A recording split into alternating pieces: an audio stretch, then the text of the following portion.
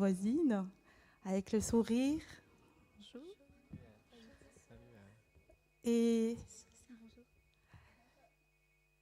dis-lui que tu es victorieux, tu es victorieuse en Jésus.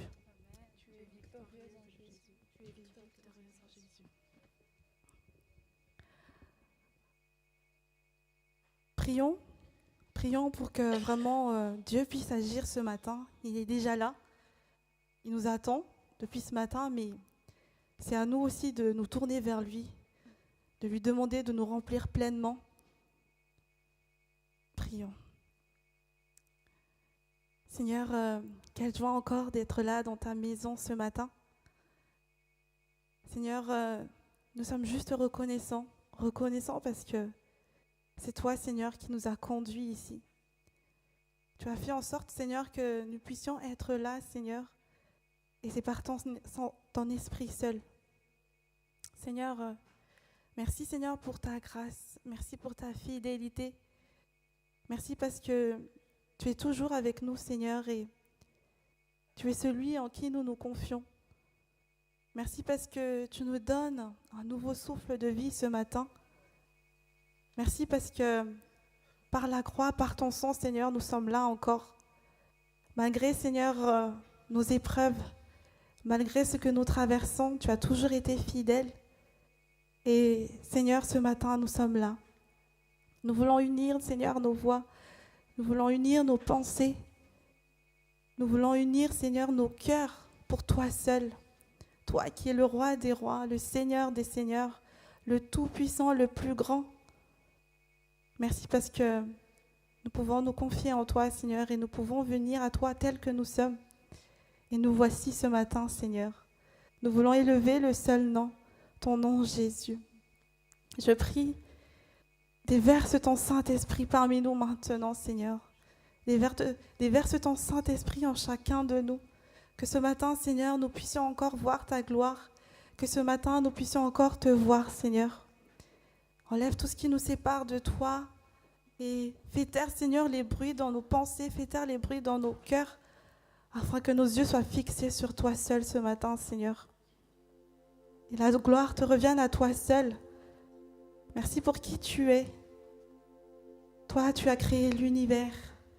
Tu as créé toutes choses sur cette terre, Seigneur, et rien ne t'est impossible. Et merci parce que nous avons la victoire en toi, Jésus. Et ce matin, Seigneur, nous voulons proclamer cela. Nous voulons proclamer que nous sommes victorieux en toi et que toute épreuve, toute chose, Seigneur, qui se passe dans nos vies, tu l'as déjà réglée. Loué soit ton nom, Seigneur, ce matin. Et à toi seul soit toute la gloire pour le siècle des siècles. Amen. Si tu crois que Jésus est victorieux, si tu crois que Jésus a la clé dans ta vie,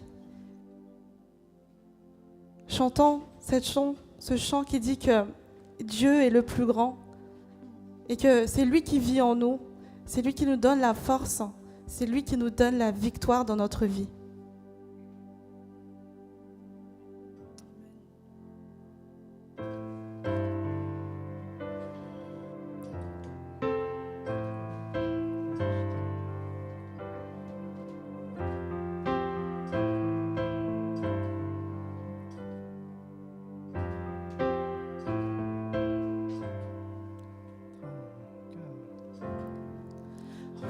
Cœur de la nuit, lorsque vient le conflit, tu me donnes ta paix. Même ami le contraint, en toi je ne crains rien, tu me donnes ta paix. Tu es ma force et mon bouclier, Jésus mon espoir à jamais. Toute arme formée contre moi sera sans effet, car tu es pour moi. tu marches triomphant. Tu m'as pris dans ton camp, tu es ma victoire. Tu es le grand champion, je connais ton saint nom, tu es ma victoire. Tu es ma force et mon bouclier, Jésus mon espoir à jamais. Toute arme formée contre moi sera sans effet, car tu es pour moi. Tu es ma force et mon bouclier, Jésus mon espoir à jamais. Toute arme formée contre moi sera sans effet, car tu es pour moi. Oui Seigneur, tu es le plus grand. Tu es en nous Seigneur. C'est avec toi que nous avons la victoire et avec toi nous ne craignons rien Seigneur. Merci Seigneur parce que tu as vaincu la mort. Et ce matin Seigneur, nous voulons dire que tu ne faillis pas parce que tu vis en nous, tu ne faillis pas et tu es le plus grand.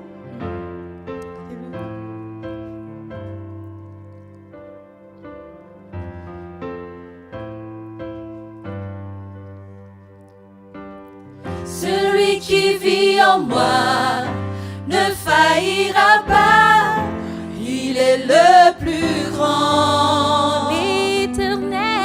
L'Éternel des armées est de mon côté, il est le plus grand. Celui qui vit en moi, ne faillira pas, il est le plus grand. L'Éternel des armées est de mon côté, il est le plus grand.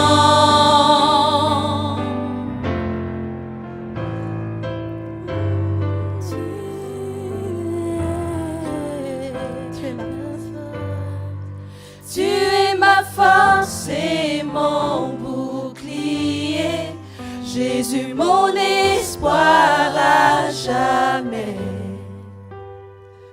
Toute arme formée contre moi sera sans effet, car tu es pour moi. Tu es ma force et mon bouclier, Jésus mon espoir à jamais.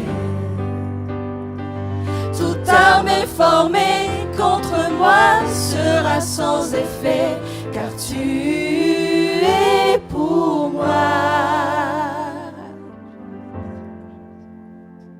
Merci Seigneur. Merci parce que tu es pour nous, tu n'es pas contre nous. Toi le plus grand.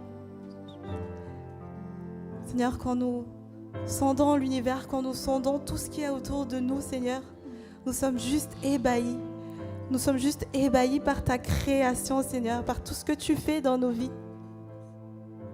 Seigneur, ce matin encore, nous voulons déclarer, nous voulons chanter, nous voulons louer ta grandeur, Seigneur, parce que tu es le plus grand et tu es celui qui est infiniment grand, Seigneur. Loué soit ton nom et prends ton trône, Seigneur. Prends ton trône éternel. Nous sommes juste là à tes pieds pour chanter, pour célébrer ton nom. Alors reçois, Seigneur, reçois nos louanges. Reçois, Seigneur, nos cœurs qui crient à toi. Reçois, Seigneur, nos cœurs qui chantent pour toi. Alléluia.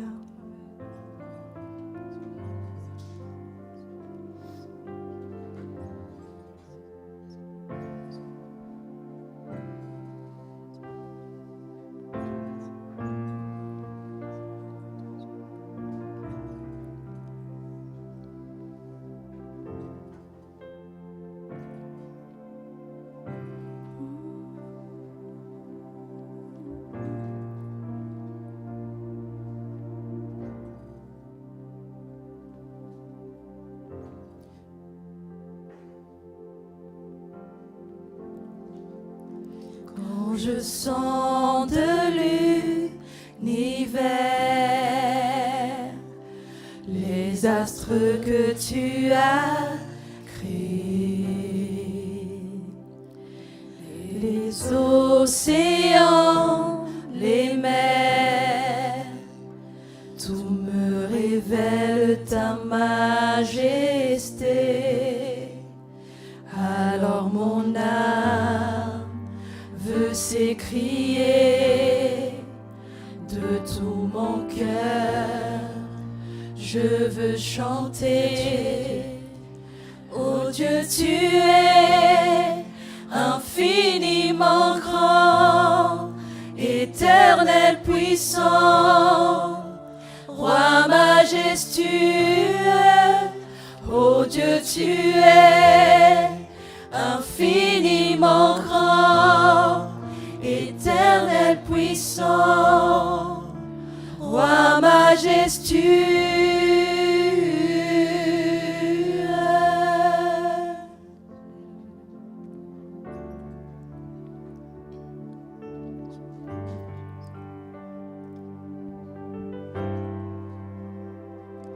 Quand je songe que tu m'as fait, que tu t'es révélé à moi,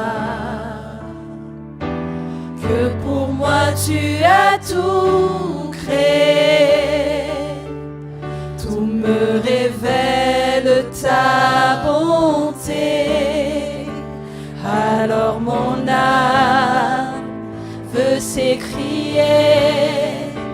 de tout mon cœur, je veux chanter. Alors mon âme, je veux s'écrier de tout mon cœur, je veux chanter.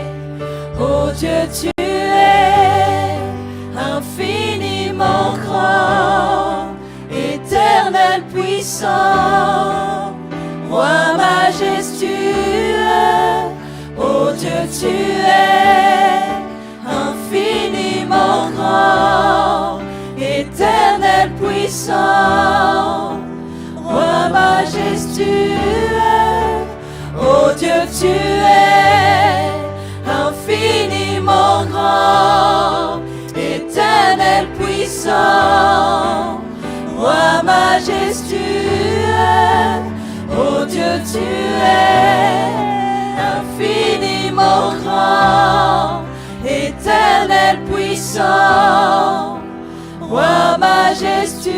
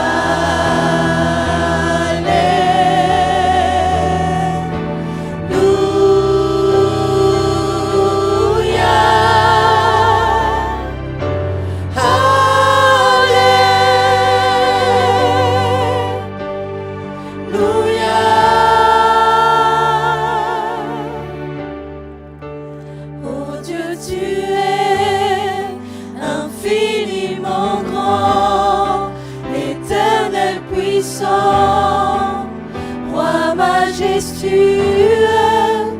Oh Dieu, tu es infiniment grand, éternel puissant, roi majestueux.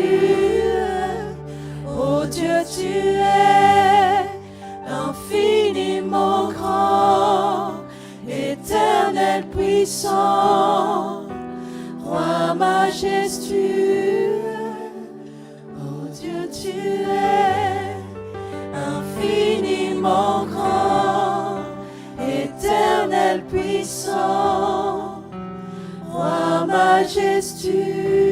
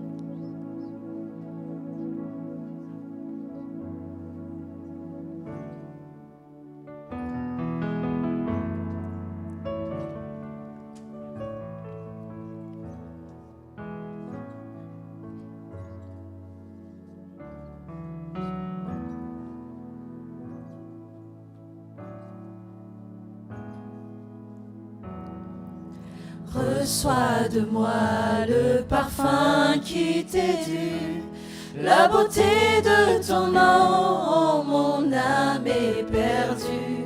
Je veux n'être qu'à toi. Jésus, je t'aime. Reçois du peu que je trouve à donner, tout l'amour que mes yeux n'ont pas su te montrer. Je veux n'être qu'à toi. Jésus, je t'aime. Rien n'est plus beau que ton nom. Rien n'est plus saint que le sang du pardon. Je veux n'être qu'à toi, Jésus mon roi.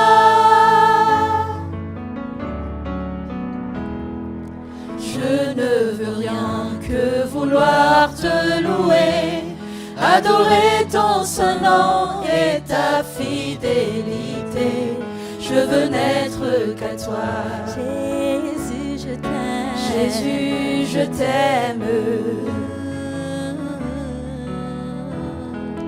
Je veux porter et laver à ta croix les pensées de mon cœur dans le cœur de tes voix. Je veux n'être qu'à toi. Jésus, je t'aime. Jésus, je t'aime. Oh, je veux n'être qu'à toi. Rien n'est plus beau que ton nom. Rien n'est plus saint que le sang du pardon. Je veux n'être qu'à toi, Jésus, Jésus mon roi. Rien n'est plus beau que ton nom. Rien n'est plus saint que le sang du pardon. Je veux n'être qu'à toi. Je veux n'être qu'à toi. Je veux n'être qu'à toi. Jésus mon roi.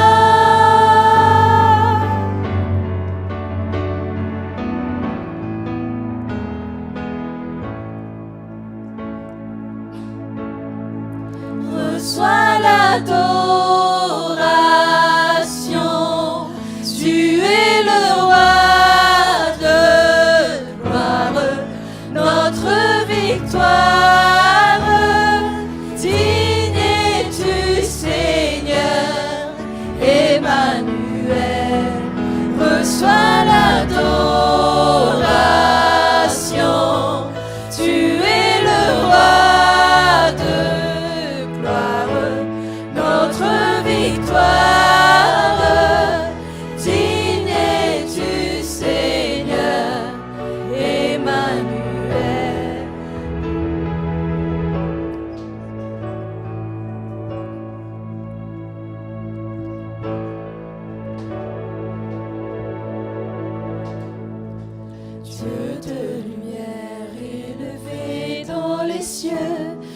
rempli de grâce et de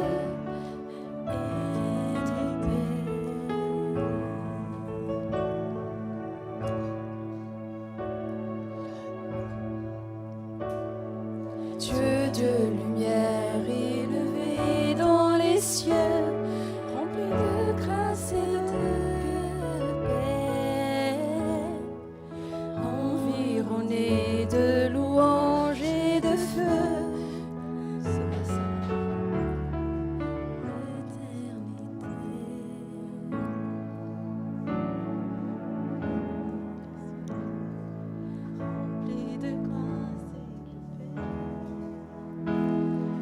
Dieu de lumière élevé dans les cieux, rempli de grâce et de paix, environné de louanges et de feu, gardien de l'éternité. Pourquoi quitter ce palais de bonheur pour un sentier de misère? Par quel amour les chemins de ton cœur ont su trouver nos prières. Reçois l'adoration, tu es le roi de gloire, notre victoire, digne es-tu Seigneur, Emmanuel. Reçois l'adoration, tu es le roi de gloire, notre victoire, digne es-tu Seigneur, Emmanuel.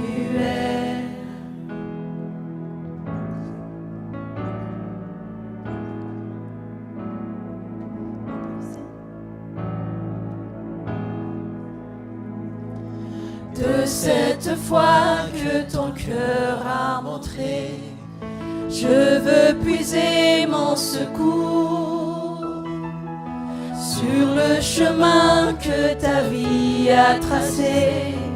Je marcherai chaque jour. Garde mes yeux des attraits de ce monde, garde-moi près de la croix. En ce lieu saint où mon âme est féconde, d'humilité et de joie, reçois l'adoration. Tu es le roi de gloire, notre victoire, digne es-tu Seigneur, Emmanuel. Emmanuel, Emmanuel, Emmanuel, Emmanuel.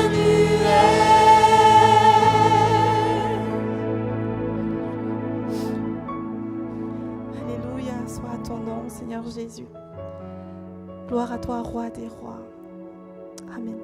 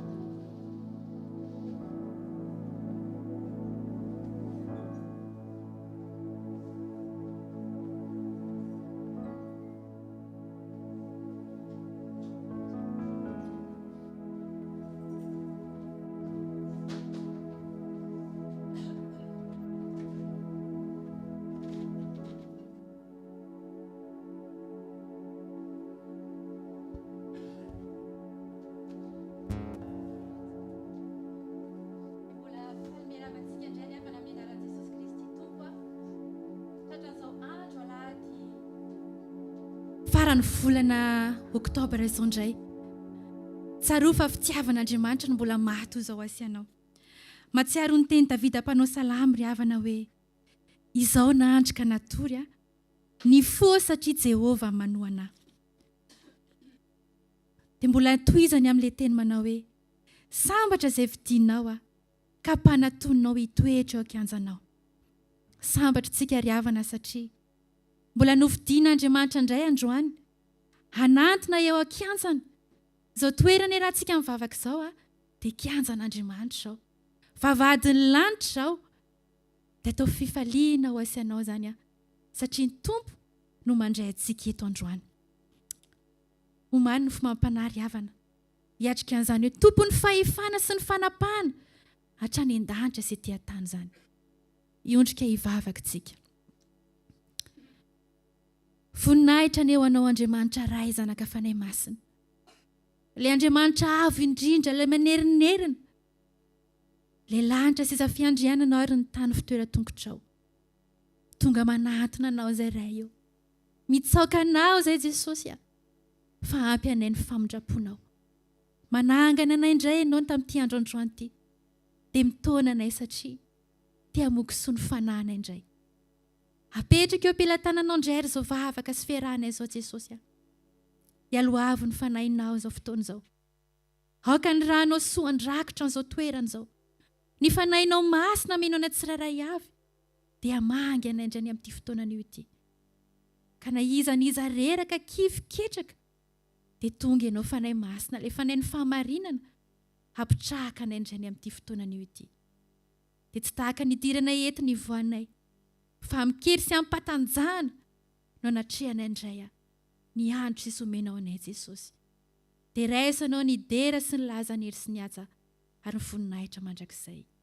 Amen. Hanohizantsika ny fanomezam-boninahitra n'Andriamanitra ry havana dia andao itsika hitsangana. Hitsangantsika dia andao iarahantsika mamaky ny salamy 120. Eo am-pitsanganana ny iarahantsika mamaky ny salamy 120 dia ny 9 ka hatramin'ny 12. Dia aorianan'izay tohizantsika amin'ny firana FPTM 7 faharoa ny ataontsika dia mivavaka dia aorianan'izay vao mipetraka indray. Salamo 66 1 ka hatramin'ny 12. Dia feontsika ny hiran'ny firana FPTM 7. Amin'ny anaran'i Jesosy, miobio an'Andriamanitra ary tany rehetra, mankalaza ny voninahitra ny anarany. Omeo voninahitra izy ho fiderana azy. Lazao amin'Andriamanitra hoe endre matahotra ny asanao. Ny fahalebiazan'ny herinao no ikuizan'ny fahavalonao anao. Ny tany rehetra iankohaka eo anatrehanao ka ankalazanao. Eny ankalaza ny anaranao izy. Avy ka jereo ny asan'Andriamanitra. Matahotra ny zavatra ataony amin'ny zanak'olombelona. Efa nampody ny ranomasina ho tany maina izy. Nandeha tongotra ny tany on'ny olona. Taony ny falitsika tamin'Andriamanitra. Manjaka mandrakizay amin'ny heriny izy. Ary ny masiny mandinika ny firenena samihafa. Aoka tsy hanantra tena ny maditra. Misaora n'Andriamantsika ary firenena. Ary asan-drato ny feo fiderana azy. Izay mampitoetra ny fanahintsika amin'ny fiainana. Ka tsy mamela ny tongotsika angozohozo. Fa efa nizahan-toetra anay ianao Andriamanitra. Efa nanadio anay ianao tahaka ny fanadio volafotsy amin'ny memy. Efa nampiditra anay tamin'ny fandrika ianao. Efa nanisy eta-mavesatra teo ambalanay ianao. Efa nampandeha ny olona nitsaka ny lohanay ianao. Nandeha namaky ny afo sy ny rano izay. Fa nitondra anay nivoaka ho amin'ny fitahiana mahatretrika ianao. Amen. Ataontsika ny firana 7. Ny feonay rehetra izao dia entinay mideranao ny 9 faharoa. Tia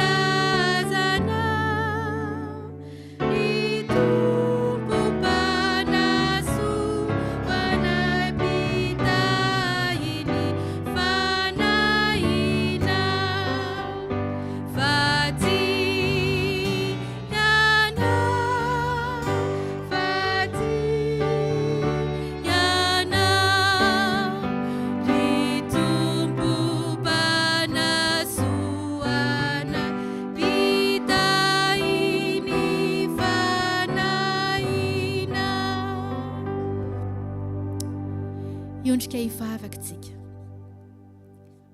Ny feona rehetra zao dia entina mankalaza anao. Le tompo andriananahary le telo izay iray masina indrindra. Mankalaza anao izay amin'izao fotoana izao. Mitsaoka ny anaranao izay tompo, fa mpanjaka be voninahitra ianao. Ny feonao angiandriamanitra be hery, ny feonao mahafony izao tontolo izao, fa ny feonao koa mampisana izay rehetra mbola tsy hitany masonay. Izany indrindra nahatongavanay manantona anao amin'izao fotoana izao satria tsy misy anarana hafa azahoana famonjena tokoa afa-tsy ny anaranao irery ihany. Ndreto ary izay Jesosy tonga mifotorotoro, mangetaetanao, maniry anao Andriamanitra.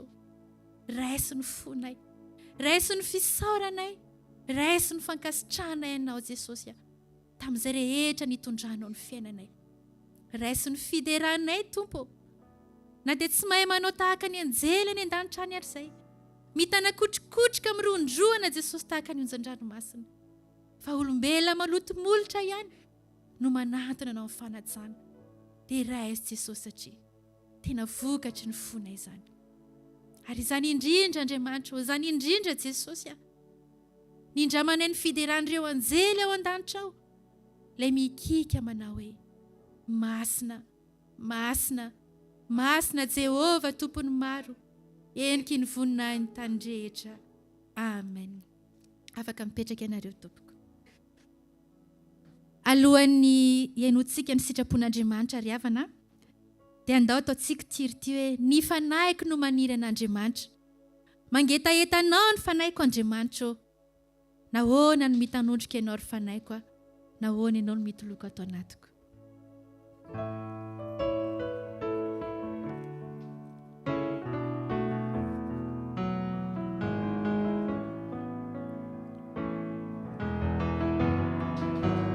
Ny fanahyko no maniry an'Andriamanitra, fa mangetaetanao ny fanahyko Andriamanitra.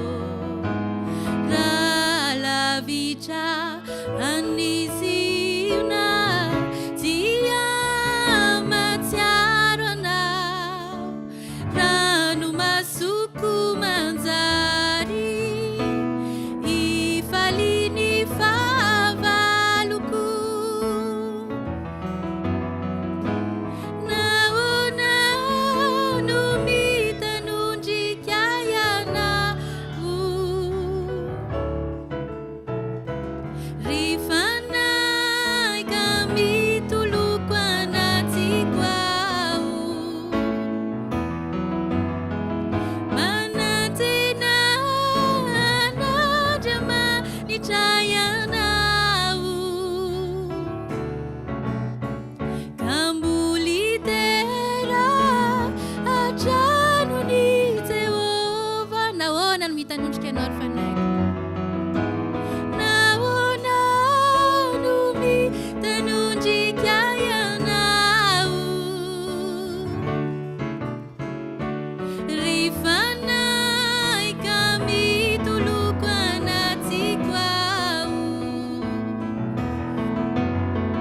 Manantena an'Andriamanitra ianao, fa mboly tera hatranony Jehova. Iarahantsika mijery ry havana ny boky nosoratan'i Jeremia. Jeremia 7:10 dia ny 5 sy 6 no sitrapon'Andriamanitra tonga amiko sy aminao ny amin'ity anio ity. Jérémie chapitre 17 verset 5 à 6.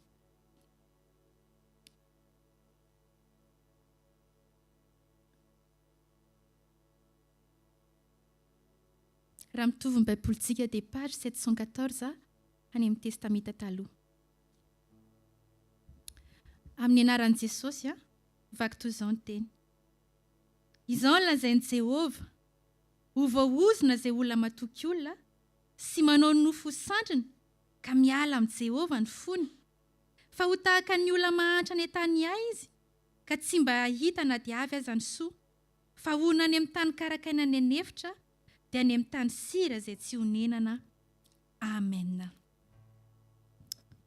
Raha siana loha hevitra kely izany teny izany dia izao hoe ozina. Inona ozy izy ny tenin'Andriamanitra mahatonga ozina? Fatokiana olona. Ny fialahana amin'Andriamanitra. Tsarovy ry havana fa izao sy ianao nofo sy raha. Mety miovaova eny antsika.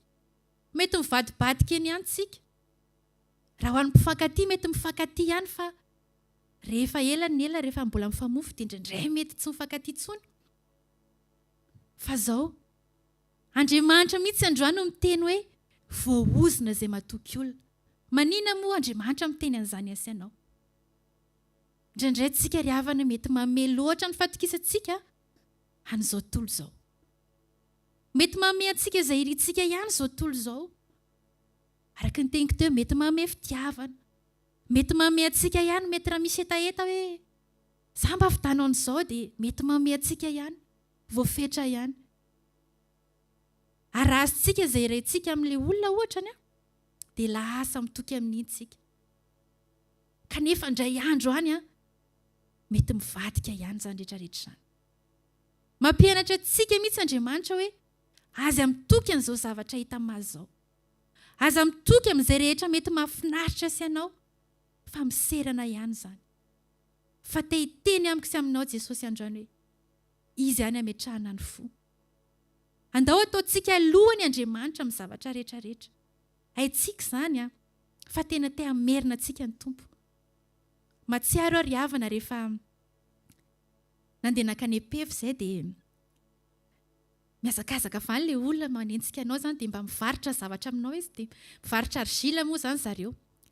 Dia sady manao pub kely izy tena tsara izy ity argila ity sady afaka ataonao fanafody afaka ataonao amin'ny tarehy dia ny teny mihitsy ary izy andao sisy fa orina kely amin'ity argila ity nareo.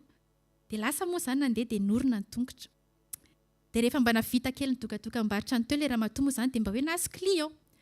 Tamy avany ilay namany anankiray dia eo mpanorana an'ilay tongotr'ilana izany ilay ramatoa mba nanantona anay dia tamy avany ilay namany dia tonga dia niraisy ny tongotr'ilako. Dia norony teo tonga dia sorena be ilay olona ilay ramatoa nanantona voalohany izany. Avela ozy izy avela fa izany no ahitan'ireo voalohany. Dia tonga dia niteny ilay namany hoe sika inge ozy izy efa mba mifanampy ety ihany efa mba vola iraha mitady ihany ity fampizarana. Dia tezitra be ilay ramatoa voalohany izany dia tonga dia ozy izy ilay ramatoa anankiray. Izao ve ianao mba nandeha nivavaka tamin'ny maraina? Tonga dia tezitra. Dia vonainao izay ilay ramatoa dia tonga dia nangina. Dia lasa moa ilay namany anankiray nandeha dia niova olona hafa. Inona no tiako ambara ry havana? Mety mba mifametoky izy mirahavavy hoe andao fa izay olona eo dia rahantsika manao andao fa ifampizarantsika ny vola. Fa rehefa tena tery ilay ramatoa dia tsy nataony fampizarana tamin'ilay namany fa natezitra azy arany. Mampianatra antsika ry havana Jesosy. Aza matoky fa any amin'ny Jesosy ny fatokiana. Jesosy mahay manome ny ampy ho asoanao.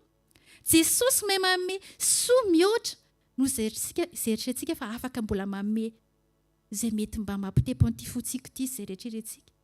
Ary ity ten'Andriamanitra anankiray ity ry havana tena hoe tsy tena hoe mampatahotra fa mampandiny tena. Andao ange jerentsika ny boky Mika toko 7 dia ny 5:5. Page 61 ny boky ny testamenta taloha any. Mika toko 7 dia ny 5:5.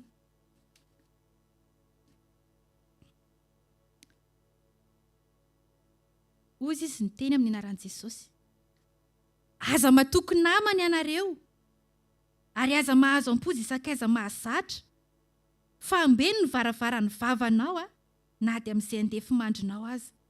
Fa ny zanaka lahy manamavy ny rainy, ny zanaka vavy mitsangaka nohitra ny reniny, ary ny vonandy vavy anohitra ny rafozany vavy, ary ny ankohonan'ny olona ihany no fahavalony.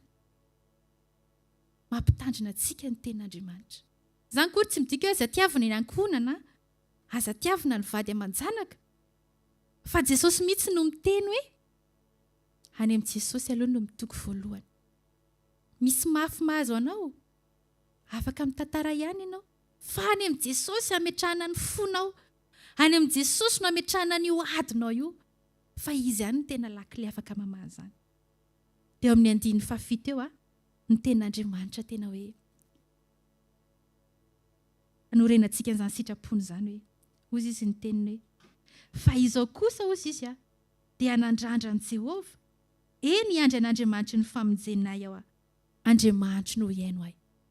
Izay rehetra matoky an'Andriamanitra dia izao hoe Andriamanitra ihany no tena miaino azy ianao. Tiany Jesosy sika ry havana iorina ao anatin'ny vavaka, ndao fenoana vavaka ny fiainantsika, fa izany no mampitombo ny fanantenana ato anatsika. Izany no mahatonga antsika mitraka isanandro isanandro na manahoana ny ady hatrehana. Andao tsika hivavaka amin'izao fotoana izao dia andao samy mitondra tena. Andao tena hiaiky eo anatrehan'i Jesosy mihitsy. Tato ato moa verina foana ny hoe na ny amin'ny vava na ny amin'ny fo. Dia andao hiteny an Jesosy mihitsy hoe Jesosy raha tsy nametraka loatra ny fatokisaka taminao dia mifona aminao. Raha tao nanantena olona ihany Jesosy fa tsy mba nanantenanao, mifona aminao Jesosy. Hivavaka tsika. Voalohany indrindra Jesosy dia misaotra ny amin'ny teninao satria mampitamberina aminay foana ianao hoe voaozina izay rehetra matoky olona. Tianao izay Jesosy tena hiankina aminao tanteraka fa tsy tianao izay hanankina ny fonay amin'izao tontolo izao. Ny amin'ny zavatry ny tany izay mety ho simba sy mety ho lao. Tianao izay Jesosy tena hoe hiantehatra amin'ny fitiavanao. Androany ianao mbola niteny anay indray Jesosy malala. Fa ianao mbola miaino anay. Ianao mbola afaka manapirofo ny fitiavanao aminay. Araka ny teninao ianao rehefa tia dia tiananao hatramin'ny farany. Fa ianao tsy mba mivadibadika izany. Ianao tonga nge Jesosy amin'ny mampanantena fiainanao anay. Te hamena ilay fiainana be da be ianao Jesosy. Fa noho ny fisitanay aminao Jesosy dia izany mahatonga anay malahelo. Izany mahatonga anay Jesosy misintosinto lava eny. Noho ny amin'ny zavatra hita masonay, ny amin'ny zavatra reny sofinay, ny zavatra mandalo manoloana anay Jesosy. Mifona aminao izay Jesosy. Mivaly eto anatrihanao amin'izay amin'izao fotoana izao. Fa ametraka ny fiainana eo tananao izay Tompo. Ametraka ny tsipiriam-piainana eo anatrehanao foana izay isanandro isanandro. Ary raha tady hisaringotra anay rahan Jesosy izao tontolo izao dia ataovy manana ilay fahendrena tsara izay, manana ilay fahatakarana tsara izay. Araka ny teninao hoe fataro ny fanahy raha avy aminao na tsy avy aminao. Misaotra Jesosy. Ninina elika vitanay ara, ninina ditranay Jesosy. Nandritran'izay andro lasa izay dia mino fa raha tena miaika eto anatrehanao ny tsirairay avy manomboka amiko izay mivavaka eto dia azo ny famindram-po sy ny famelan-keloka. Fa ianao tsy mba mitahiry fahatezerana fa miantra amin'ny mpanota ianao Jesosy dia ho sasanao amin'ny rahanao soa izay. Ho adio eo masinao. Ho fotsy mangatrakatraka. Misaotra Jesosy malalo. Raisanao rerian'ny voninahitra, ilay mpanjaka ny mpanjaka, ilay tompon'ny tompo, ilay tsy miova maly sy ny ary-mandrakizay. Amen. Hitsangantsika ry havana dia eo am-pitsanganana nandraisantsika ny teny famelan-keloka.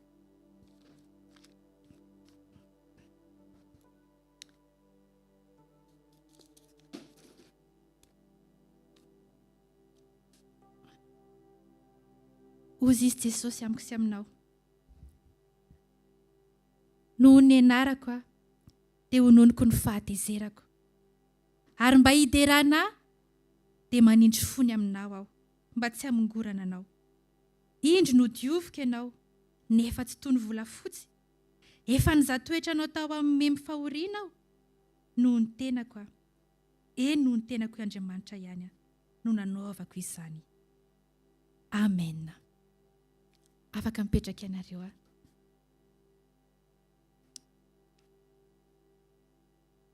Zao tsika dia tonga amin'ny 10 minitra sekoly lahady dia mangataka ny tompony anjara ny amin'izany.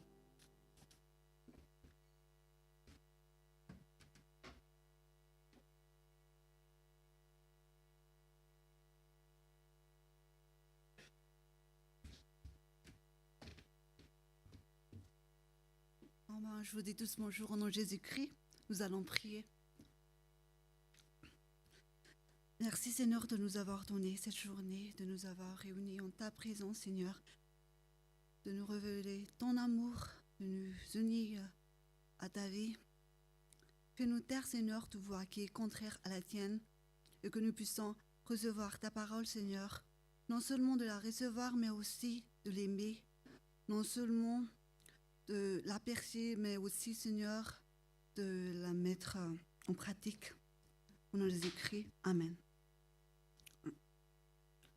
Bon, aujourd'hui, je vais vous raconter une histoire. C'est un peu mon histoire, mais c'est un peu comme une sorte de témoignage.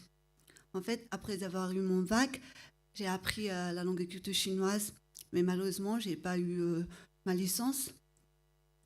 Mais, c'était juste 3 mois ou 4 mois avant la remise du diplôme, mais j'étais quand même allée à la remise du diplôme parce que ma copine m'avait demandé d'aller là-bas. Du coup, c'était un peu comme une journée spéciale pour elle et je suis venue quand même. Mais pendant la remise du diplôme, là, j'ai vraiment pleuré. Mais d'un côté, j'étais vraiment contente à cause d'elle. Et après ça, presque tous mes amis étaient allés en Chine, sauf moi. Du coup, j'étais un peu comme dans la dépression, je dirais. J'étais un peu perdue, je ne sors pas de chez moi. J'ai plus la force. Mais heureusement, j'avais rencontré un garçon là qui était aussi dans la même université que moi. Et après, il m'a tout expliqué que pour être interprète, on n'est pas vraiment obligé d'avoir le diplôme. On devrait juste avoir le courage et d'être forte et de prête à apprendre des nouveaux mots tous les jours, mais surtout de respecter le travail. Après, j'ai trouvé un travail, j'étais restée 4 ans dans une même société. Et après, avant de venir ici, je me suis dit, mais comment ça se fait que j'ai pu faire ça, travailler dans une société pendant 4 ans, alors que moi, je suis un peu dyslexique. Même moi, quand je parle en malgache, parfois, les gens ne me comprennent pas. Du coup, je me suis dit, mais comment ça se fait? Et vous savez pourquoi? Vous savez pourquoi? Même si je n'ai pas eu mon diplôme, et j'ai quelque chose de plus précieux que ça, c'est Jésus-Christ. Alors, je vous prie d'ouvrir votre Bible dans Jérémie, chapitre 29, verset 11. Vous pouvez lire avec moi. Jérémie, chapitre 29, verset 11. Au nom de Jésus-Christ. Car je connais les projets que j'ai formés sur vous, dit l'Éternel, projets de paix et non de malheur, afin de vous donner un avenir et de l'espérance. Alors, il faut vraiment arrêter de se comparer aux autres, car Dieu intervient à chaque fois dans notre vie, même pendant maladie, souffrance, tout. Vraiment, à tout moment, il est toujours là. Peu importe tes problèmes, ne t'inquiète pas car il est toujours là. Mais surtout, n'arrêtez jamais de prier et surtout de croire en lui. Même si les matières à l'école ou au lycée ou à l'université sont vraiment dures pour vous, il faudra toujours prier pour avoir la sagesse. En plus, le plan de Dieu pour ta vie est plus grand que les épreuves, je pense. Vraiment plus grand que les épreuves que tu traverses en ce moment-là. Il faudra juste avoir confiance en lui, mais surtout de croire et d'avoir surtout la foi tous les jours. Je ne sais pas encore ce qui va m'arriver l'année prochaine. Je ne sais pas encore, mais là, je fais vraiment confiance en lui. J'espère que vous ferez pareil aussi, car finalement, toute chose contribue à notre bien, vraiment à notre bien, peu importe. Amen. Et là, je demande à quelqu'un d'entre vous, là, les enfants, vous pouvez venir ici pour prier. Il y a qui? Il y a Cassie.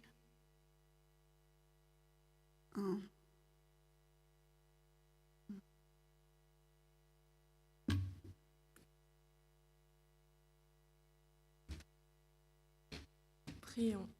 Seigneur, merci encore pour ce moment que tu nous as donné, Seigneur, où on a pu se réunir en ta présence. Merci pour chaque personne présente, Seigneur, bénis-les et bénis aussi ceux qui n'ont pas pu venir. Seigneur, merci, Seigneur, car tu as formé des projets de bonheur pour nous et non de malheur, Seigneur. Merci, Seigneur, car depuis que nous sommes dans le ventre de notre mère, Seigneur, tu veilles sur nous, Seigneur, et merci vraiment pour tout ce que tu fais dans notre vie et que ton Saint-Esprit encore nous guide pour le reste de notre vie, Seigneur. Et pardonne nos péchés et je remets le reste du culte entre tes mains. Amen.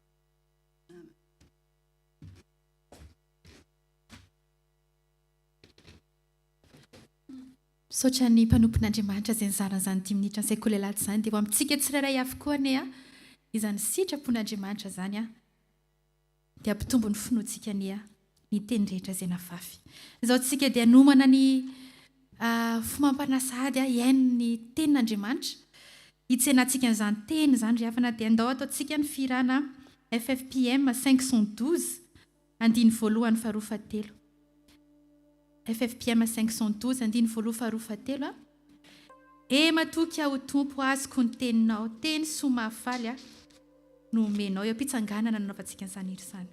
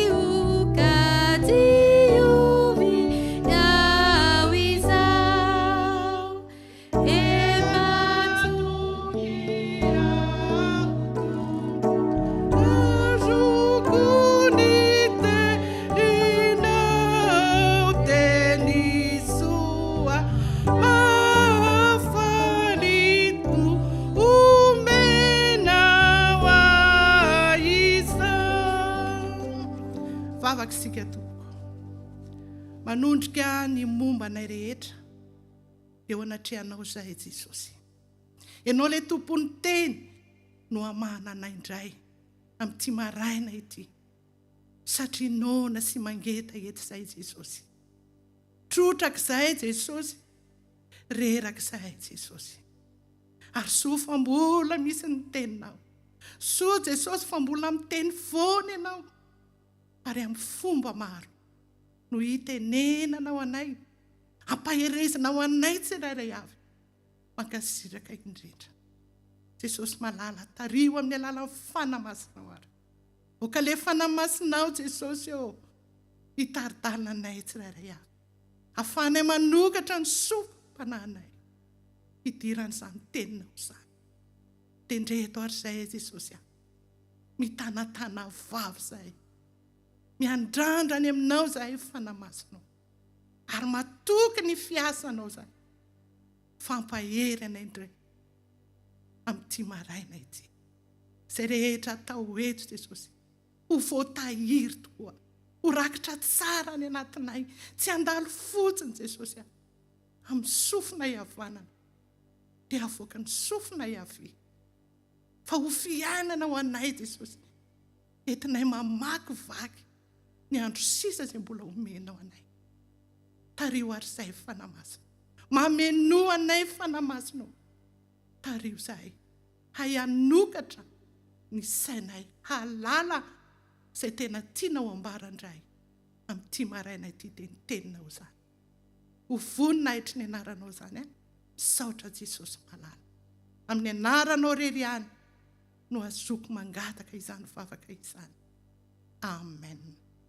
Petraka isika ry havana.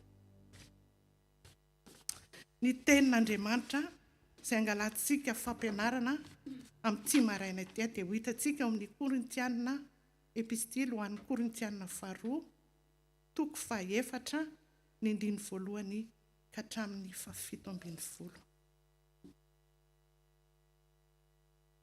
Korintianina 2, toko 4, ny 1 ka hatramin'ny 17. Rehefa hita dia vakitsika amin'ny anaran'i Jesosy. Ary amin'izany satria manana izany fanompona izany izahay, araka ny nahazonay famindram-po dia tsy ketraka, fa efa nilavinay ny zavatra takona mahamenatra, ka tsy nandeha amin'ny fiendrena na nanatsatso ny tenin'Andriamanitra izahay, fa amin'ny fanehoana ny marina no hiderainay tena miferitreretan'ny olona rehetra eo masin'Andriamanitra. Fa raha miafina ny filazantssaranay, dia miafina amin'izay ho very izany.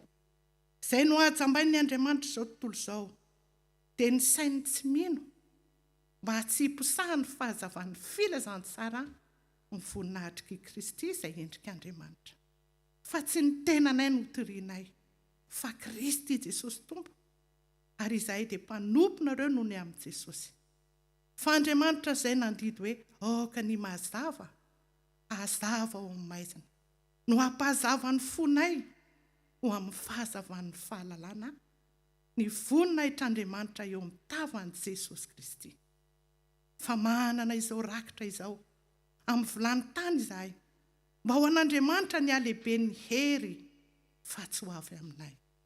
Voageja manodidina izahay, nefa tsy tery, very hevitra nefa tsy mamoy fo, enjehana nefa tsy nahafoy, potraka nefa tsy maty, mitondra ny fahafatesan'i Jesosy Kristy mandrakariva ao amin'ny tena izahay, mba aseho amin'ny tenanay koa ny fiainan'i Jesosy.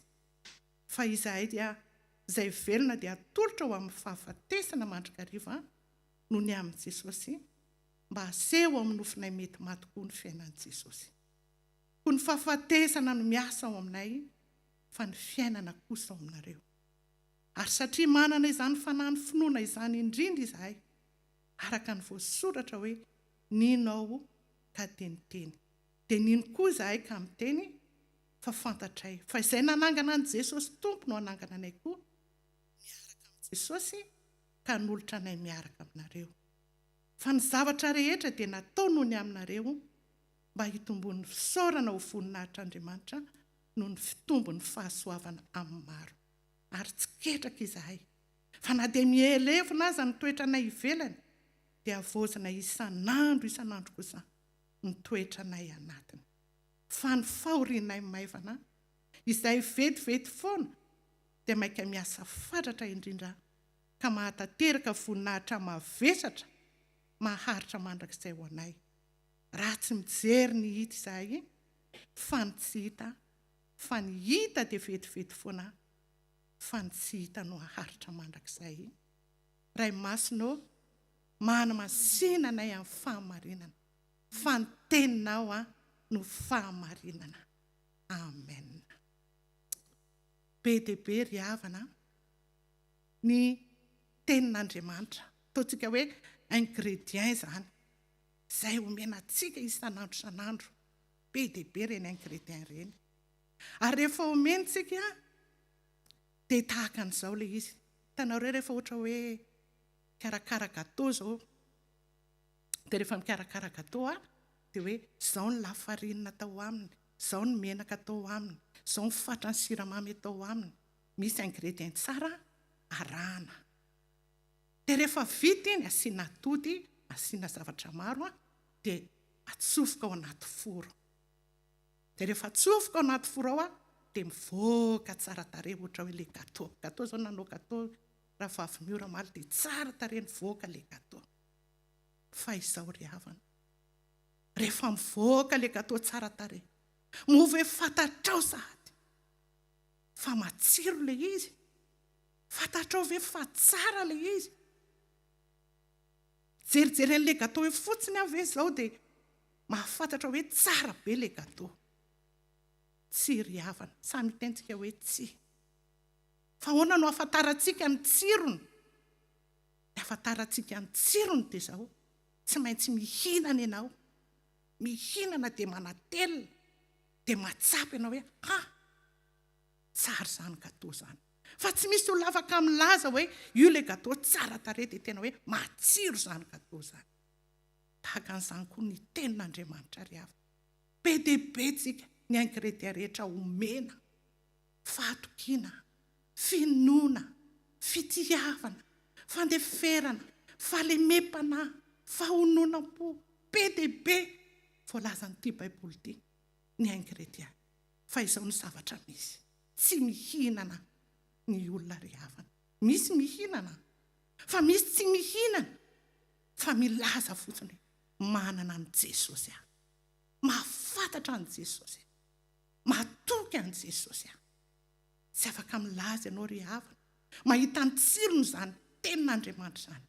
Raha tsy mihinana ilay tenin'Andriamanitra, tonga fiainanao anatinao ilay tenin'Andriamanitra, izay ianao vao afaka milaza hoe matsiro izany, tsara ny miaraka amin'i Jesosy. Ary dia izay ny fanamarinan'Andriamanitra ho an'ny olona. Ka raha tonga eto tsika ry havana, tonga tsika be dia be ny tendrenetsika eto isan'andro, ny isan'alahaditsika be dia be. Fa ny takian'Andriamanitra dia hano ry havana, hano fiainana ho anao, hampiarina izay rehetra renesina. Izay ianao vao mahatateraka hoe izany sitrapon'Andriamanitra. Fa maro tsika kristianina amin'izao vaninandro farany izao, andro mahora any aparany any, dia maro ny hemotra hozy izy ny tenin'Andriamanitra. Maro ny hemotra any aparany any, satria izao nandalo fotsiny ilay ingrédient rehetra, fantatra fotsiny ilay ingrédient rehetra. Be dia be ny ry havana e. Hainy tsara ty verset rehetrarehetra ty, inona voalaza ao amin'ny verset 5:7-10 dia haintsika tsara, misy mahay. Fa izao be dia be tsy tonga fiainana. Ka raha androany tsika mena ty tenin'Andriamanitra ty, dia izay no afatra voalohany indrindra. Asa vela raha hiala eto ianao dia izao, any amin'ny situation rehetra andalovantsika any, dia ampiarina ilay tenin'Andriamanitra. Zavatra misy ry havana amin'izao vaninandro iainantsika izao dia tena hoe maro ketraka. Tatsika ny fiainana tena maro ny ketraka, maro ny kivy, maro ny problema maro isan-karazana, aniara-nofo, enina aniara-panakoa ara dia izao be dia be. Fa eto ry havana i Paoly dia niteny mihitsy. Teny Paoly nosoratany ato amin'ity epistily nosoratany ity, satria Paoly nanoratra an'ity ao amin'ny Korintiana 2:4 no ny famindrapon'Andriamanitra hozy izy amin'ny fanompoana izay ataony, dia izao tsy mba ketraka izany izy. Hozy izy hoe tsy mba nandeha tamin'ny fiendrena hozy izy, nananatsatso ny tenin'Andriamanitra fa amin'ny fanehoana ny marina no hiderahanay tamin'ny fieritreretan'ny olona rehetra eo imason'Andriamanitra. Napiatra ny tenin'Andriamanitra Paoly, naneho ny fahamarinana ny tenin'Andriamanitra Paoly, nanambara ny filazantsara marina ny amin'Andriamanitra Jesosy, amin'ny Jesosy Paoly, ary nitoro ny fahamarinana ny tena nanamarina an'izany. Izay rehetra nambarana Jesosy, rehetra nambarana Jesosy ny fahamarinana ny tenin'Andriamanitra dia izao nambarana izany. Ny Andriamanitra izao tontolo izao izy izy voalaza ery amin'ny 4 ery. Ny Andriamanitra izao tontolo izao izy izy dia izao manao fahajambana ajambany ny Andriamanitra zao tontolo zao ny sain'ny olona rehetra mba tsy hiposahan'le filazantsara ny fahazavan'ny filazantsara ny voninahitry Kristy. Ny Andriamanitra zao tontolo zao dia zao miasa fatratra ry havana, manajamba ny mason'ny olona, manakona ny mason'ny olona, tsy hakatohany ty tenin'Andriamanitra ty. Ary maro ry havana, maro mijamba, maro manana maso mahiratra fa jamba, indrindra isika kristiana. Na dia mimpanompon'Andriamanitra ary ry havana dia zao ajambainy io Andriamanitra zao tontolo zao io ny masony mba tsy hiposahany ty fahazavan'ny filazantsara ny voninahitry Kristy ty. Dia maro ny voafitaka, ary rehefa voafitaka dia maro ny tsy tafatoetra intsony, tsy tafatoetra intsony amin'ny voalazan'ity tenin'Andriamanitra ty. Maro ny miovaova, izay le teny voalazany tamin'ny sitrapon'Andriamanitra teo. Maro ny miovaova, any aparany any ozy izy dia maro ny hemotra. Ary zao vanandro iainantsika zao dia zao tena fotoana ny fiamorana zao ry havana. Mangatsiatsika ny olona amin'izany fanarahana an'Andriamanitra zany, na ny fandehanana any amin'ny tempolin'Andriamanitra. Na dia mety tsy fantatro, samy manana fomba fiaonany sy ny firaisana amin'Andriamanitra tsika any amin'ny fiainantsika andavanandro any. Fa izay ny voalaza eto ry havana. Jesosy milaza za hozy Jesosy ny fahazavana zao tontolo zao. Izy ny fahazavana izay manaraka tsy mba handeha amin'ny maizina. Aoka ny mazava azava ao amin'ny maizina. Maizina ry havana zao tontolo zao, izay tsy manana ny Jesosy, izay le irany louange tamin'ny voalohany teo, Jesosy ny tokonay. Izay tsy manana ny Jesosy ry havana dia zao tena hoe miraparapa ao anatin'ny aizina. Tena mampalahelo ny olona tsy manana ny Jesosy. Fa miraparapa ao anatin'ny aizina, tsy mahafantatra le fahazavana. Jesosy efa mampiseho hoe izany fahazavana. Fa leo ny olona amin'ny maizina ry havana amin'izao vaninandro zao, satria efa ajambainy ny Andriamanitra zao tontolo zao. Ny saina, ny fo, ny fanahy, ny fiainana isanandro sanandro. Maro be ny maizina dia any daholo ny olona miraparapa ry havana. Jesosy misy teny any amin'ny Matthieu any hoe Jesosy ataovy reharehanareo ny anarako masina. Zany ny olona manana ny Jesosy zany, manana reharentsika ry havana. Zany ny fierténtsika, manana ny Jesosy. Ary tsy tahaka an'lazain'i Paoly fotsiny hoe Jesosy velona ato anatiko, fa zao oka ho hitantaratra mihitsy hoe Jesosy velona ao anatinao zany. Eo amin'ny fiainana rehetra dia hiteny tahaka nyity Paoly ity tsika hoe za tsy mba ketraka, za tsy mba kivy. Zany manana an'io Jesosy io ry havana. Satria io Jesosy io fantatritsika tompon'ny fiainantsika. Tompon'ny fiainantsika Jesosy. Jesosy mandidy eo amin'ny fiainantsika ho antsika kristianina. Jesosy velona ato anatintsika. Jesosy no herintsika.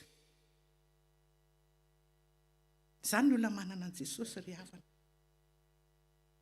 Ary ampianarina mihitsika hoe aoka hahaino tsara ny fitarihan'ny fanamasina eo amin'ny fiainantsika.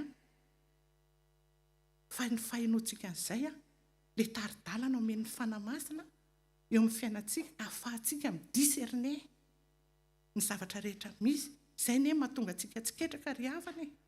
Izay mahatonga antsika tsy kivy amin'ny zavatra andalovantsika rehetra. Fa rehefa mahay mihaino tsara ny taridalana io fanamasina io, ary tsy melolanana an'Andriamanitra. Tsy melolanana an'Andriamanitra. Ninona situation tahaka ny fampianaran'ny 5 minutes enseignement lahateo. Ninona situation misy dia zao taridalana fanahy mampatsiahy. Zao zavatra hitondrako anao zao dia zao tsy lozo zao fa hitondra fiadanana. Tsy any amin'le sinoa ny taritan' Jesosy azy, fa eto France ny tondran'i Jesosy azy.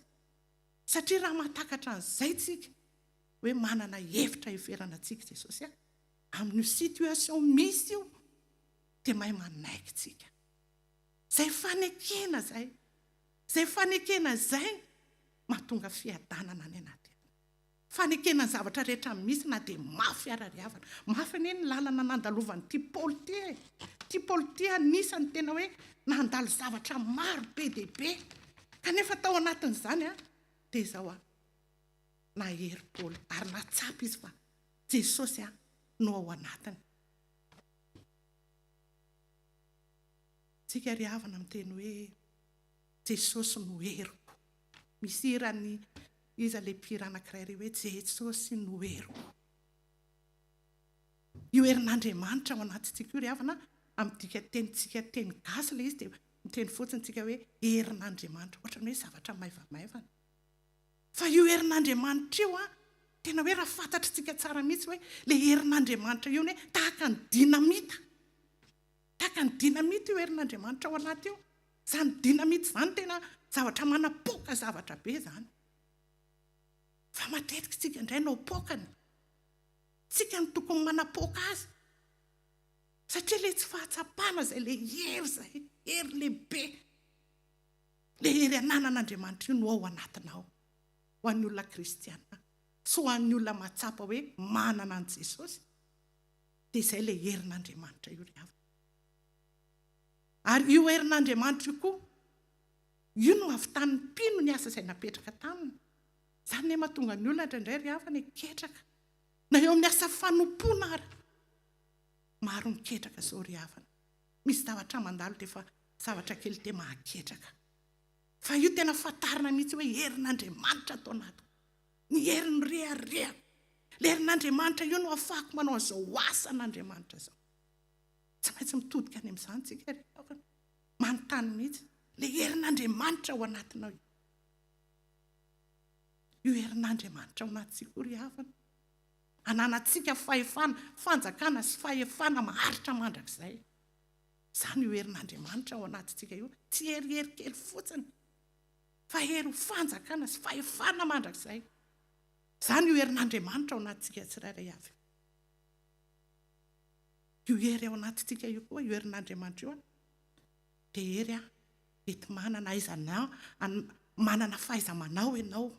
Manana fahaiza-manao amin'ny zavatra rehetrarehetra. Misy mitolo-tsaina men'Andriamanitra anao amin'ny zavatra rehetra. Na eo amin'ny fiainanao isan'andro ary. Na dia anao io mifoha maraina io ary. Herin'Andriamanitra. Io nahatonga antsika eto io herin'Andriamanitra ao anaty io riavana. Fa misy tsy mahatsapa an'izay herin'Andriamanitra izay. Dia mangary ketraka, dia manjary kivy, dia manjary reraka. Fa rehefa tsapantsika izay herin'Andriamanitra ao anaty izay. Ary izay nahatonga amin'ny Paoly mihitsy miteny eto riavana ery amin'ny andininy fahafito ery. Voageja manodidina izay hozy izy.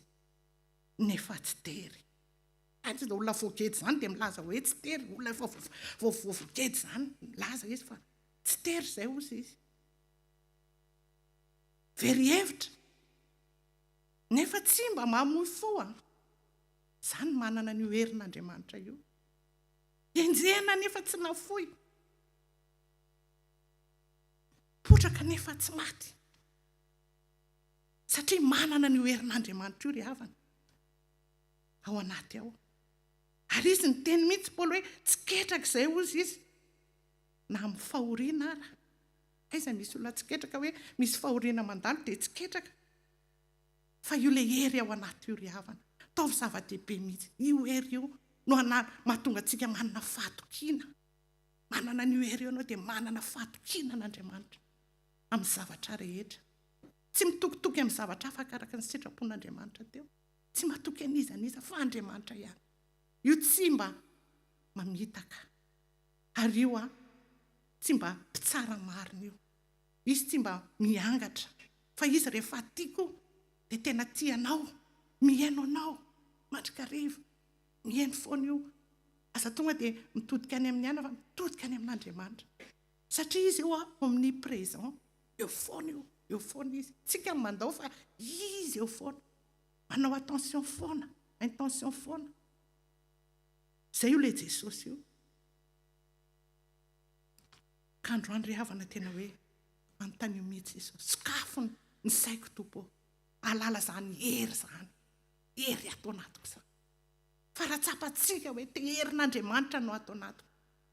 Tsapantsika zany hoe herin'Andriamanitra ao anatin'izany. dia zao misy zavatra miredareda ao.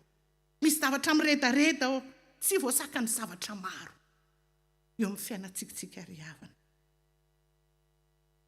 Izay ny mahatonga antsika n'le misirantsika aminao, iza no asaraka amin'ny fitiavanao Andriamanitra. Loza ve, sa fahoriana, sa fahantrana, tsisy asaraka amin'ny fitiavanao.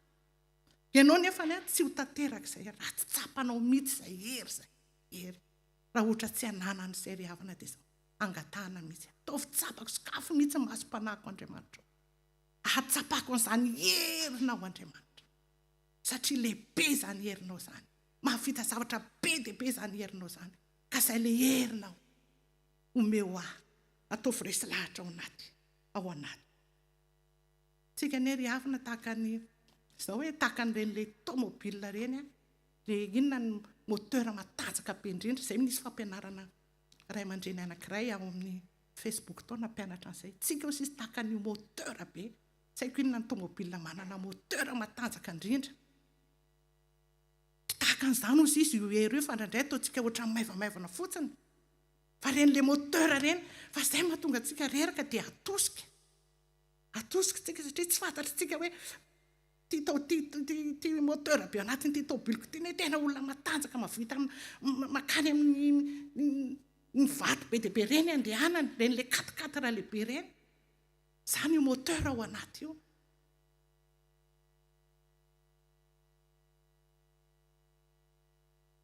Androany koa ry havana ampianarin' Jesosy tsika. Fa ny fahorianay hozy Paoly maivana. Izay vetivety foana dia maika miasa fatratra indrindra. Ka mahatanteraka voninahitra mavesatra, maharitra mandrakizay. Tsy ketraka izy. Na dia melevina ary ny toetranay ivelany ozy izy dia avoaziny isan'andro. Ny toetranay ao anaty ao. Na dia levina ary ny ety ivelany. Na dia godraka ary le tobile ety ivelany, fa le moteur matanjaka. Satria le herin'Andriamanitra no ao anaty. Ary no nanana fahatokiana ry havana. Karaha androany raha tonga izao tenin'Andriamanitra, manaova tahaka an'ity Paoly ity. Manaova tahaka an'ity Paoly ity ry havana. Aza manononona, misy vao mifona dia reraka. Kamo aho. Vao maraina. Reraka. Kamo aza. Tsy vitako izao.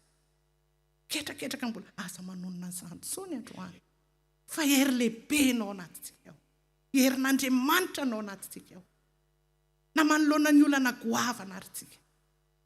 Izao ane ry havana, ny olana tahaka ny vato be. Ny vato be ngeza be reny.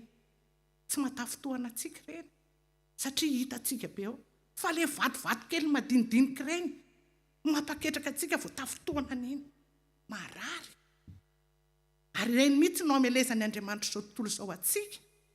Fa andro farany izao tena hoe andro mahory. Tena manao fomba rehetra. Ny Andriamanitra izao tontolo izao. Amelezana indrindra na mpanompon'Andriamanitra. Ny kristianina maro amin'izao vaninandro izao. Fa izao manana le hery io ianao. Dia tsarovy izay. Tsarovy mandrika arivo izay. Aza kamokamo, aza ketraketraka. Manoloana ny zavatra rehetra.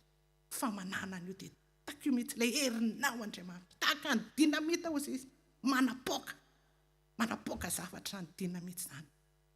Ka izay no ampahirezana antsika androany.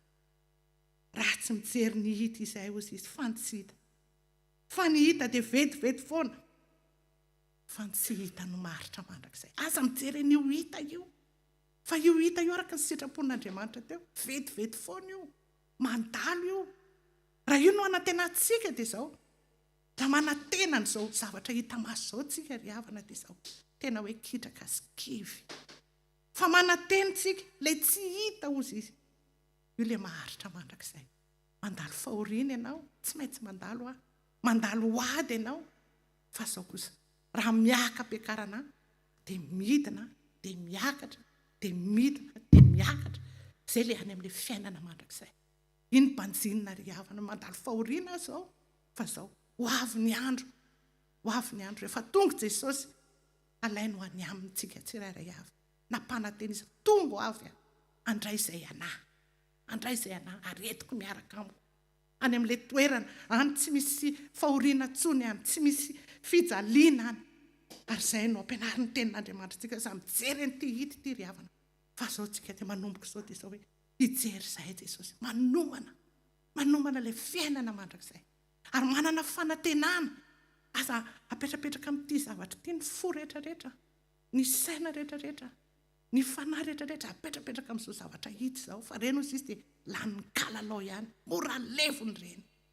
Fa raha vao mibantsina ianao Jesosy, izao mandalo an'izao zavatra izao, fa izao kosa fanantenana ho ady izao, ho any aminao aratr'izay. Any an'ilay fiainana mandrakizay, ino ampianarin'Andriamanitra tsika androany.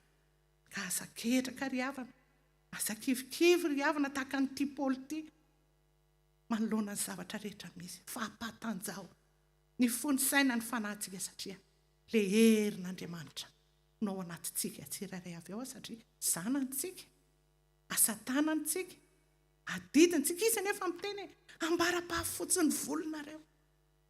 Izany ho ikarakaranareo, promesy ane izany ry havana. Za rehefa mitodika ohatran'izany tena matanjaka mihitsy amin'ny finoko ry havana. Hoe ambara-pahafotsiny voloko, miassure, assurance, miantoka. Dia tsy kivy mihitsy. Mandroso na inona, tsy maintsy mandalo lalatsarotra ho misy ny vatokely manafotoana, tsy maintsy tafotoana, misy ny zavatra rehetra. Fa zao rehefa mitodika ianao hoe izay no mahafaly ao anatiko Jesosy. Izay no mampahery ahy Jesosy. Ary indrindra le herina ao anatiko no entiko manatanteraka dia mahereza ry havana amin'izao zavatra misy rehetrarehetra zao mahereza sy mahatanjara dia le sitrapon'Andriamanitra teo mahatoky foana. Mahatoky foana. Mahatoky foana. Mahatoky foana. Tsy miovaova fa mahatoky an' Jesosy. Voninahitra ny ho azy irery. Amen. Vavakintsika. Jesosy izay nivoambara amin'ny mpanomponao tamin'ny tsy maraina ity, tamin'ny alalan'ny fananao izay nampianatra anay indray androany. Ampahiratra ny masonay ianao Jesosy, ny masom-panahinay atakatra. Izahay Jesosy fa indray tsy takatray fa ny herinao ane Jesosy ny ao anatinay ao. Ny herinao no fatanjahanay, ny herinao no reharehanay, ny herinao no fifalianay.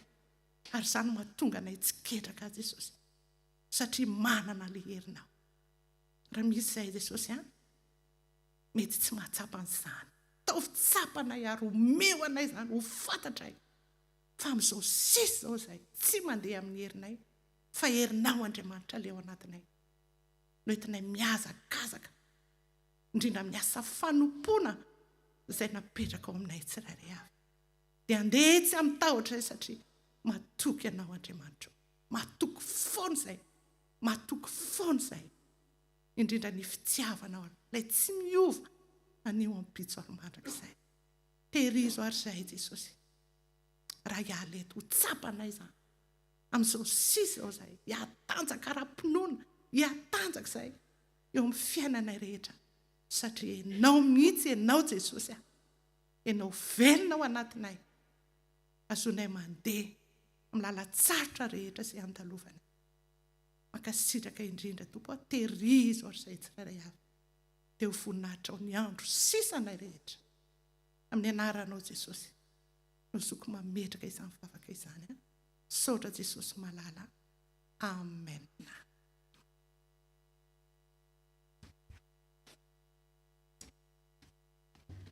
Misaotra ny mpanompon'Andriamanitra tsika indray aman-dreny mitondra an'izany tenin'Andriamanitra izany. Mahatsiaro ary havana manao fananao fanoharana teo indray aman-dreny hoe resaka sakafo. Rehefa mandro sakafo tsika moa tsy tonga dia ilay sakafo manta iny no hanina fa mbola andrahoana. Dia tsy maintsy ampiretina ny afo dia mety vilany tsara tarehibe ny hitanao, mety vilany efa mainty be koa.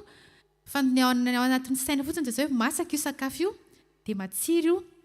Dia jerena fahendrena omeny Jesosy antsika ilay fahendrena ny tenin'Andriamanitra. Tsy ilay sakafo mbola ambony afo ny tonga dia hohanina fa tsy maintsy vonoina indray aloha ny afo iny. Ary ny anatin'ny saintsika dia tsy maintsy hoe ampisiry io ao daholo ny episy rehetrarehetra izay ilaina aminazy. Dia tonga dia miandry tsika aloha tsy maintsy loarana dia izay vao hohanina. Tsy mbola nisy olona ka hoe nihinana sakafo dia teo ambony afo ilay sakafo dia nohanina. Ny olona mihinana ohatr'izany lasa dia maninona? May.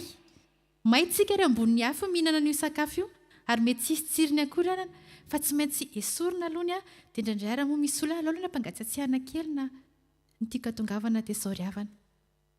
Ampahafantarin'i Jesosy antsika daholo ny zavatra rehetrarehetra. Fa anjarantsika amin'ny mandray dia anjarantsika amin'ny manaraka. Fa ampy antsika ny tenin'Andriamanitra tondra aina sy fahasalamana ho izy. Mangataka ny koralina hanao ny anjara hirany tompoko.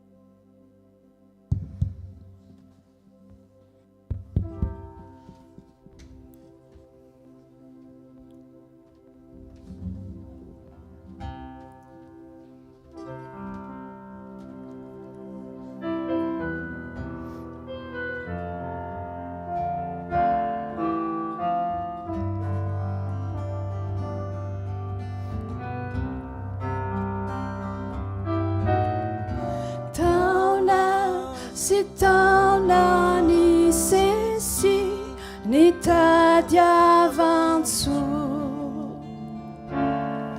ny odikodina nefa tsy nety ny tony ny fo ireo izay ny tokina nandao avoko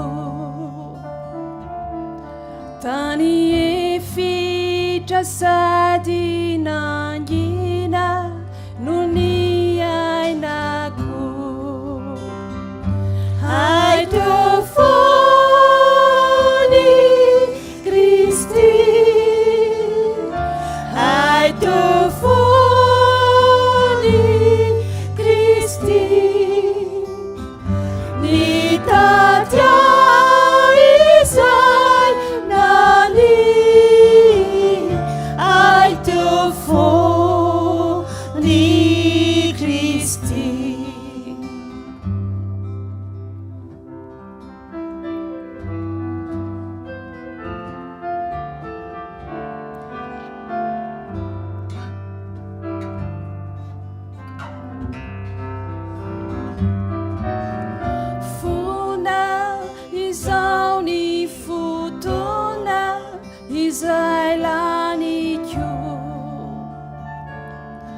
andro mirana sy lohataona zao ny androko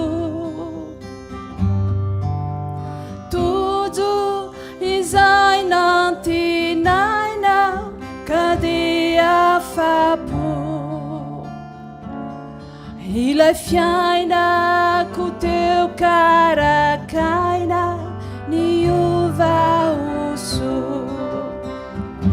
ai teu fony Kristi ai teu fony Kristi ny tatia izay nania ai teu fony Kristi ai teu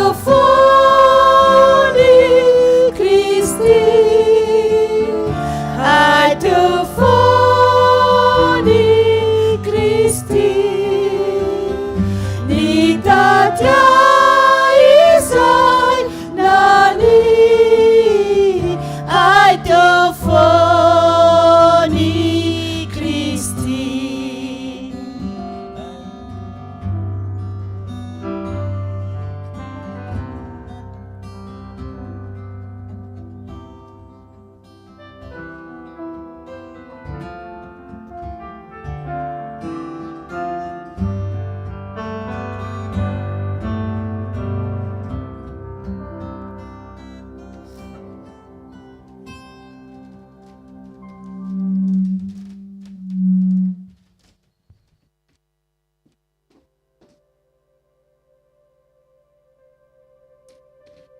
dia misaotra ny koralyntsika nanao an'izay hira izay a dia izao dia tonga eo amin'ny raharahany fiangonantsika riavana dia manasa ny tompona andraikitra nambara izany.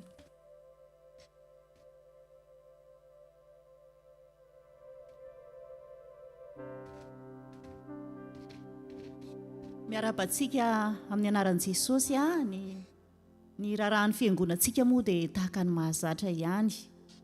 Ny alarobia ny fivorian'ny birao isaky ny alarobia, dia ny samedi ny fianaran-kiran'ny chorale, fianaran-kiran'ny louange, misy SMS moa avan'izay a.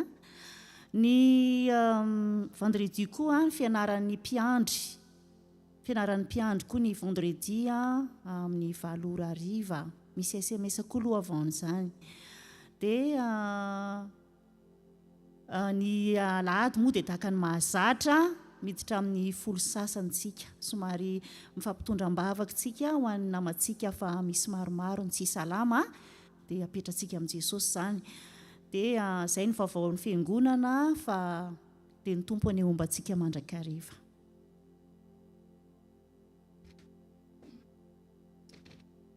Misaotra tompoko. Izao tsika dia tonga eo amin'ny fanolorana ny fanatitra. Eo am-panatanterahana izany dia ataontsika ny hira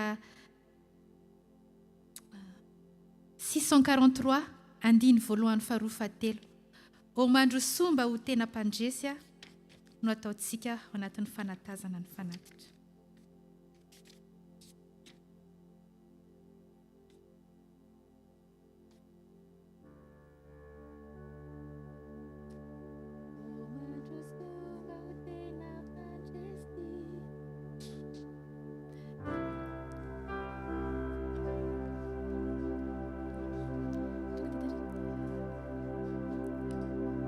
Omandro somba ho tena mpandresy, dia mazoto miasa mitombo, raisony tsara roainy ratsy, ka matoky any Jesosy toko.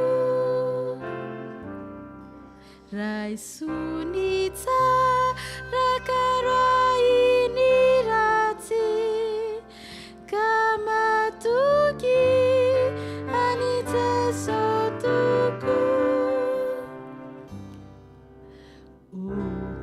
Jesosy ny finoana tano, na dia mafana ny ady atao, ny fandresena omena ny milo, azy ny hery ny tompo izao, ny fandresena omena ny milo, azy ny hery ny tompo izao.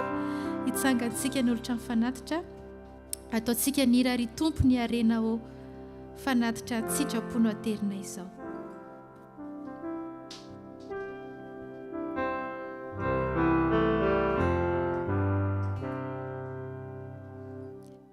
Ry tompo ny arenao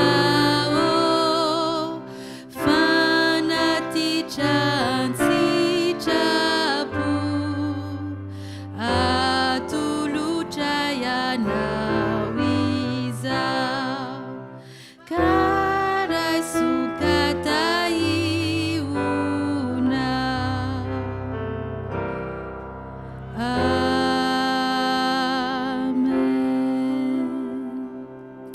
Afaka mipetraka ianareo ry havana. Izao tsika dia tonga amin'ny fitondranam-bavaka alohan'ny hamaranana ny fotoana. Araka ny teny mpanompon'Andriamanitra teo hoe maro ny marary amin'izao vaninandro izao mamely ny aretina, hatsiaram-bavaka n'ireny namantsika irentsika, dia ametraka ihany koa ny herinandrontsika eo am-pelantanan'ny tompo. Andro fankandrivotra moa izao dia hitondra ny ankizy koa eo am-pelantanan'i Jesosy ho an'izay rehetra hakarivotra ary ny mpiasa mba omeny Jesosy hery koa hiatrehana ny asa. tsy nomana moa tirity fa andao ataontsika hoe matoky loatra ianao tsy andao ahy matoky loatra ianao tsy andisy fanantenana atoky an' Jesosy tsika ry havana dia hivavaka aorian'izay irzay.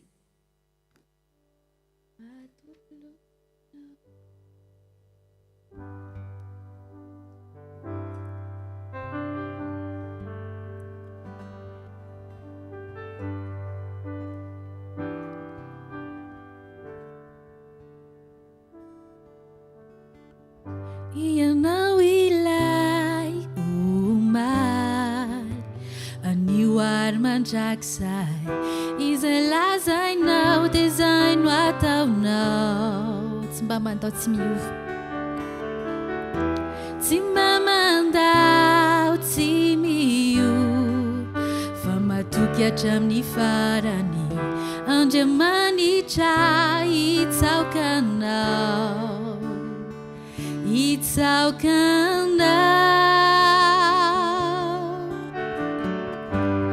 Matoky loatra ianao tsy andao ahy matoky loatra tsy andisy fanantenana borofonao izany tamin'ny fiainako ka tsapako ankehitriny. Matoky loatra ianao tsy andao ahy matoky loatra ianao tsy andao ahy zaho mety tompo.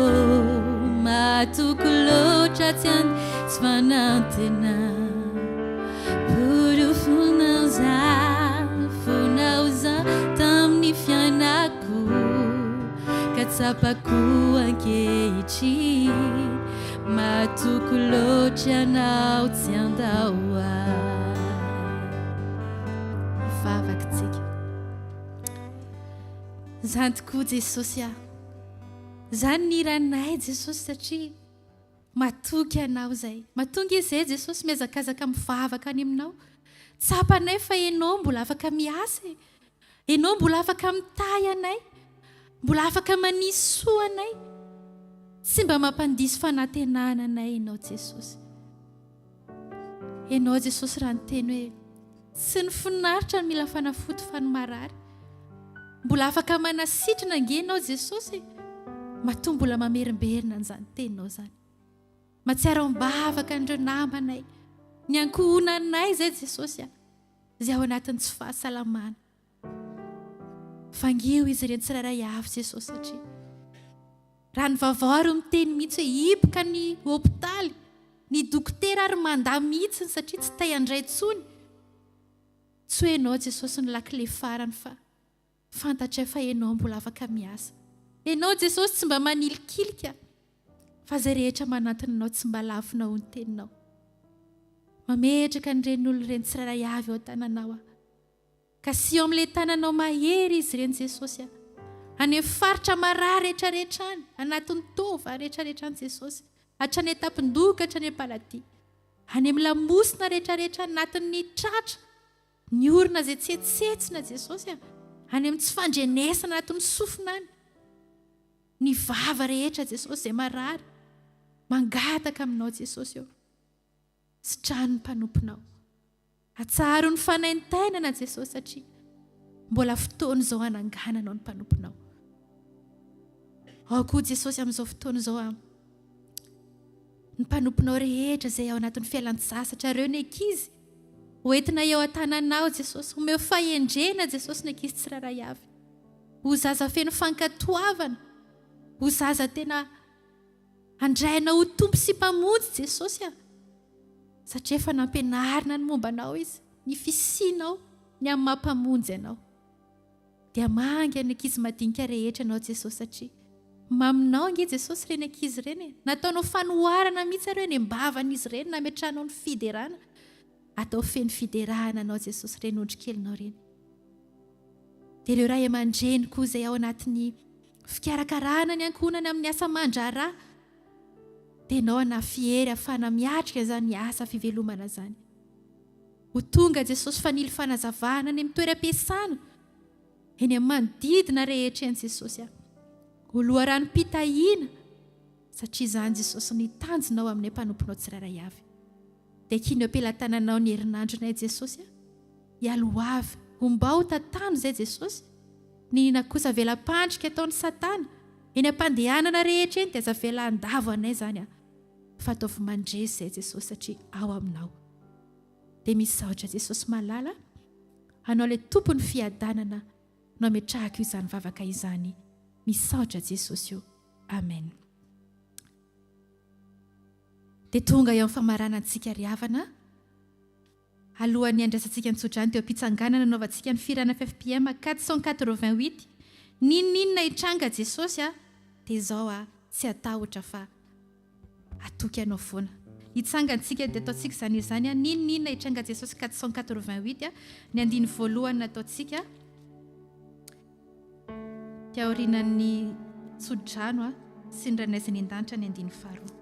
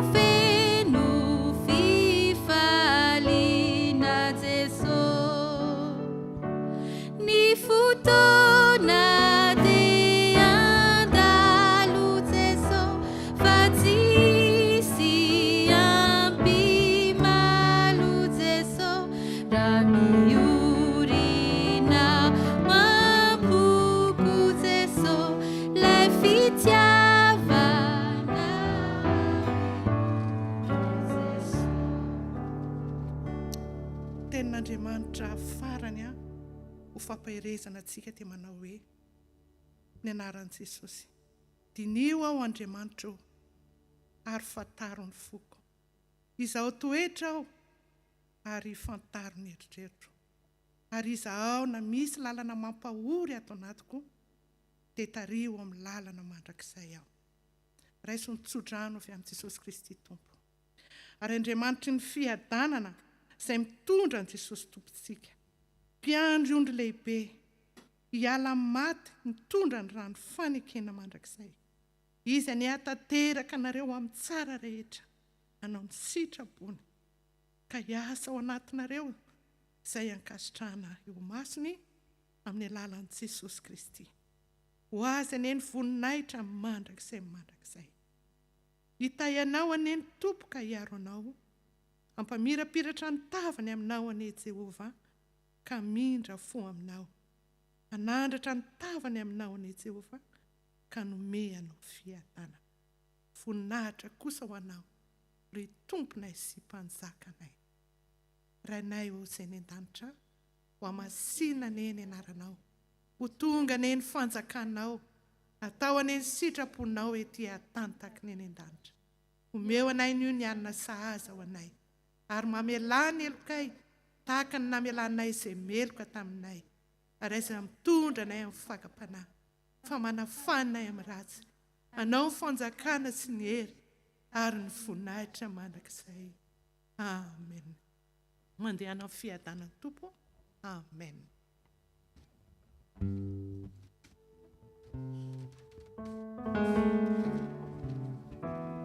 Faranantsika amin'ilay andiny faharoa teo Luna